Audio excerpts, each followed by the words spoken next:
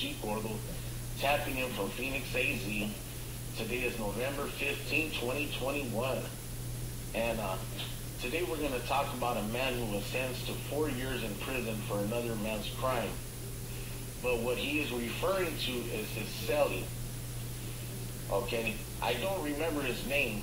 He was my very first celli, he says.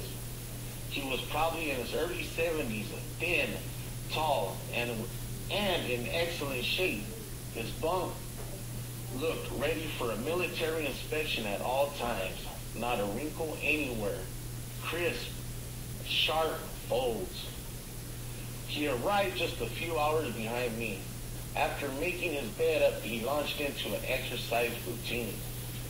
I learned later that he had spent 47 years behind bars, more time incarcerated than I had been alive at that point.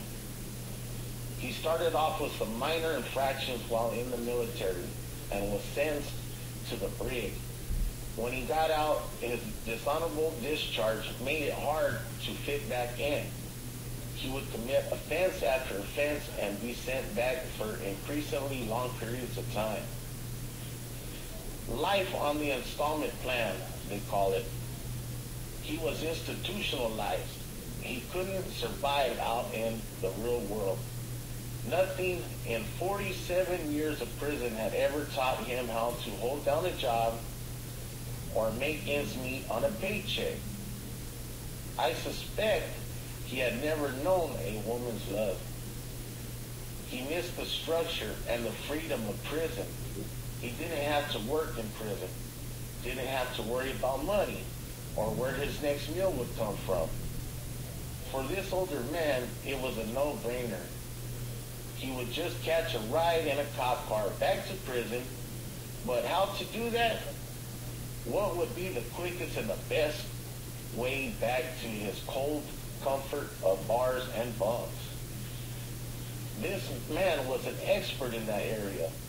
If your intent is to catch a charge that will land you in the stony lonesome, I suggest you follow his lead. His method is the answer to this question.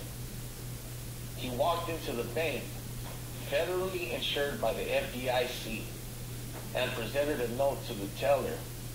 This is a robbery. Please place the money in the bag.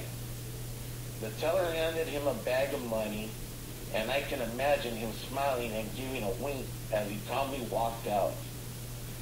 Outside, he sat down on the curb, money bag in his lap, and waited for the cops.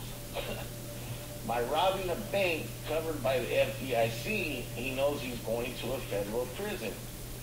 These are generally better run than state prisons.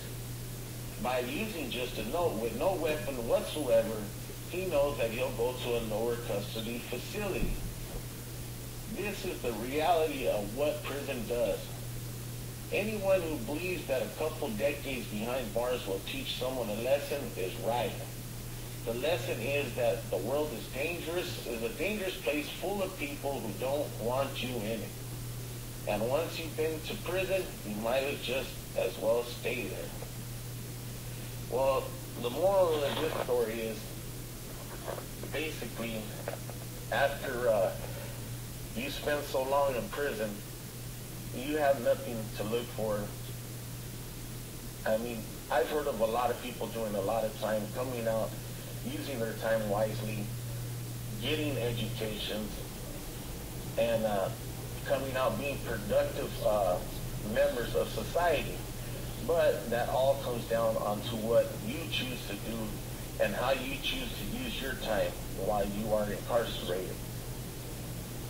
But, like I said, this OG Gordo, tag me and do me a favor, hit that like, that subscribe button, and please share on all platforms.